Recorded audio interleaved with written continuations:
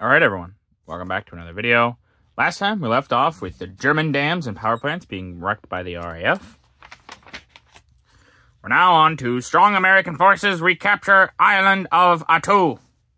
May 1943. Recovery of Aleutian Islands continues. Following the earlier occupation of Adak Island on Dreadnought Group, U.S. forces in January landed unopposed in Amchitka Island and consolidated their positions there. A further stage in the clearing of the Japanese out of the Aleutians was reached on May 11th, when American forces had landed on Attu, the outermost of the islands, which is 650 nautical miles east of the nearest Japanese-owned base and 196 miles west of Kiska, the other Aleutian island seized by the enemy in June 1942. The Japanese had abandoned Attu the following September and reoccupied it in December. Under cover of a continuous bombardment from sea and air, the Americans poured a steady stream of reinforcements onto the island, and heavy fighting raged on the north coast around Holt's Bay. In spite of this, U.S. forces captured high ground behind Holt's Bay, with what were reported to be slight casualties. On May 18th, patrols from the American force advancing northwards from Massacre Bay joined up with the troops working inland from Holt's Bay. Later, the same day, the enemy withdrew to some high ground at the head of Chicagolf Harbor, where they attempted to make a stand. But by May 21st, American official announcements were able to declare that the fighting had developed into a mopping up process and that the alternatives facing the Japanese were surrender or liquidation. In spite of sleet, snow, and rain, which tended to handicap operations, the American pressure increased and was reinforced by heavy bombardment from the sea, which, added to the continuous air strafing, totally reduced all buildings in the Chicagolf area by May 26th. At dawn on May 29th, the Japanese launched a last desperate attack against the right wing of the U.S. forces in Chicagolf Valley, and, with the exception of a few snipers, were completely annihilated. All organized enemy resistance thereupon collapsed. 2 days later, a broadcast from Washington said that small remaining pockets of resistance on Attu were being mopped up and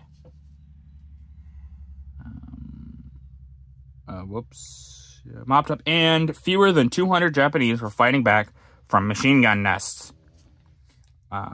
Of the garrisons, which Tokyo announced to consist of more than 2,000 men, 1,845 were later reported to have been killed.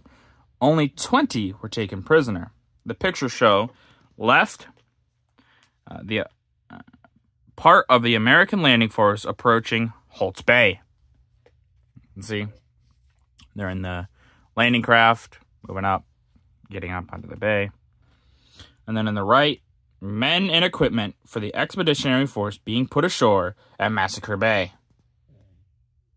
You can see all the supplies being moved up.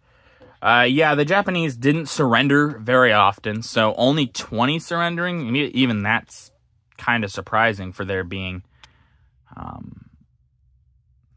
that's like, what, 1% of everyone that was there. Even that's almost kind of surprising, but... yeah, the Japanese didn't want to surrender, and well, they showed they weren't going to. The LSTs do their part in the occupation of Attu, May 1943. Jaws of LSTs gape at the Japs. In all parts of the Pacific where American fighting men have carried the battle to the foe, Attu, Rendovo, Kiska, Munda, and New Guinea, the gaping jaws of America's landing craft, LST, have opened wide as though to swallow the foe. The designation means landing ship tanks. Here, Marines are shown unloading the huge craft on Attu as a task force of the 7th Infantry Division took that base on the morning of May 11th. Despite the mountainous character of the country, the troops fought their way across the island to encircle the Japanese defending Chickagoff Harbor. Yeah, I mean, just look at these things. These things are huge. Having these big ships, basically, carrying a bunch of supplies and things like that, helps move craft up. You could put vehicles in there. Vehicles, men, supplies, they're big enough that you can put a lot of that stuff into them. Which just makes them pretty useful. British Chindits returned to India from Burma. May 20th, 1943. British guerrilla expedition in Burma.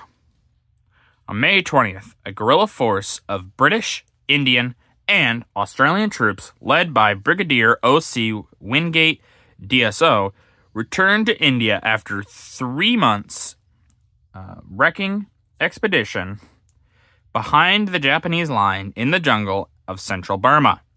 These highly trained men had crossed the Assam-Burma frontier on February 16th, after which they operated in groups in the most difficult jungles and mountain country, penetrating more than 200 miles behind the enemy's lines.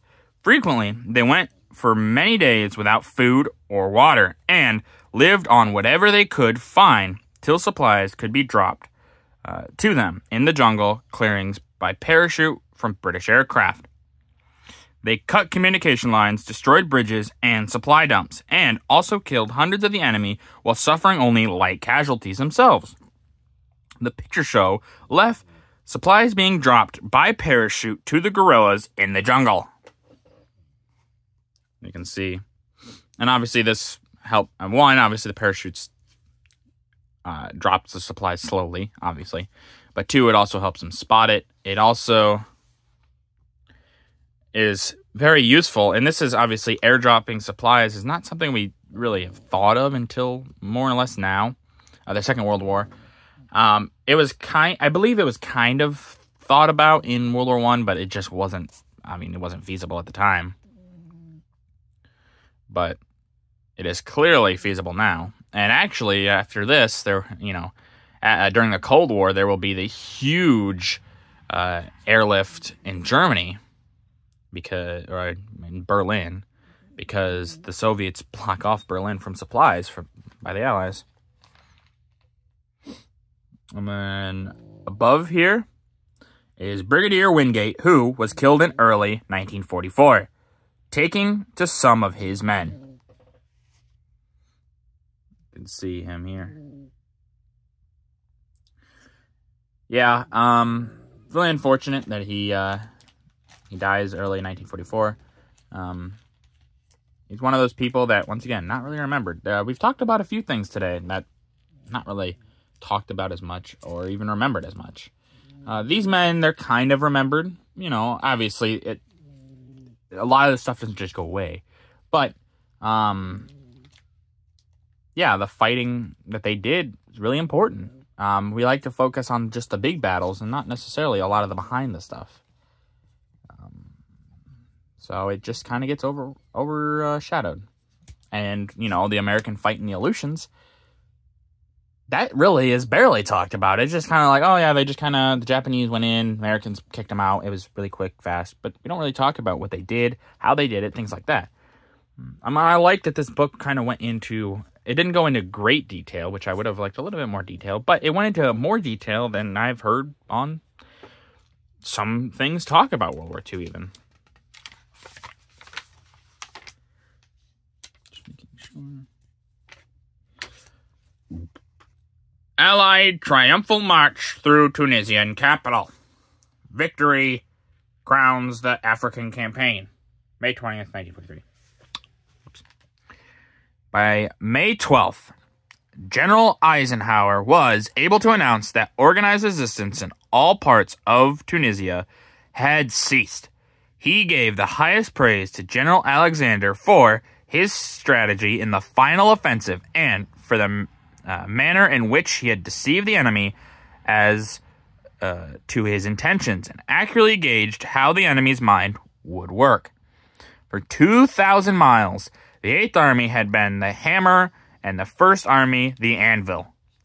Because of the efficiency and skill with which its long advance had been conducted, the 8th Army had gained a well-deserved reputation as a fighting force, not only among the Allies, but in the minds of the enemy's high command as well.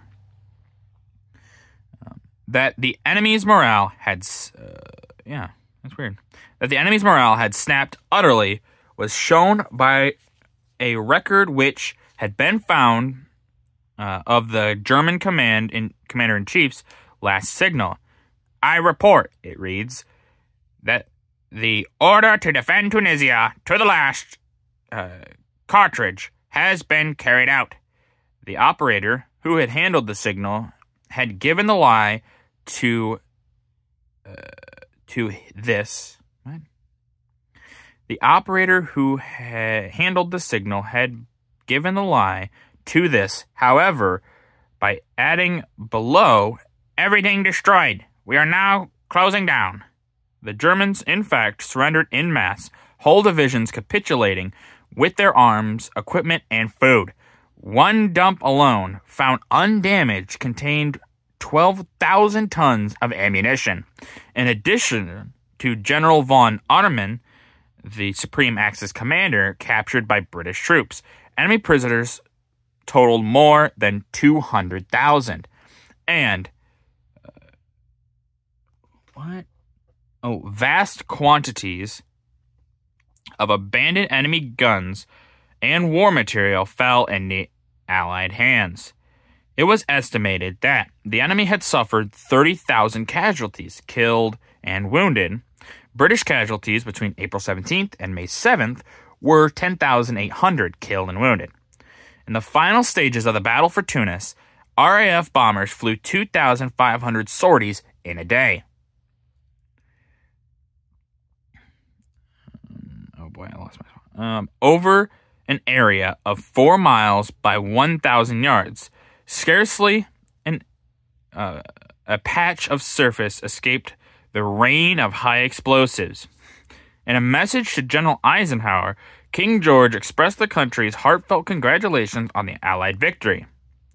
In the Tunisian capital, on May 20th, units from all the Allied forces marched through the town in celebration of victorious conclusion of the long African campaign.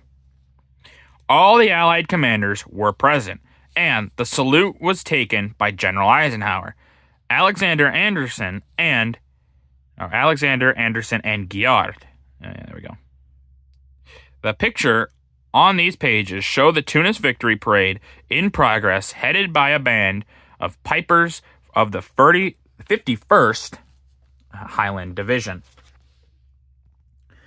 We can see good old Highland Divisions. You can always rely on them, that's for sure. But yeah, this is, as I've said in a previous video, this is the end of the Africa campaign. The Germans have lost Africa, and now we're going to see soon the Allies going into Sicily. And we're going to see the Americans finally showing, hey, we're an effective fighting force. So far, we've seen in the Pacific, they have shown that, yeah, that the Americans were a decent fighting force. But in the European or African theaters, we've shown we're not really, so far we haven't really shown ourselves. We've kind of made some blunders. The British see us right now as kind of like, oh, well, they don't really know what they're doing, things like that. The Soviets really don't have an opinion because they're not really fighting with us. But the French and the British, they kind of look down on Americans right this second. But we'll soon see that, hey, every part of the Allied advance is important here. And not one is just worse than all the others. But that's going to do it for this video. If you guys liked the video, leave a like. If you didn't, leave a comment. Tell me what I can improve on. I always appreciate your feedback. And as always, subscribe. It really does help out the channel. Thank you.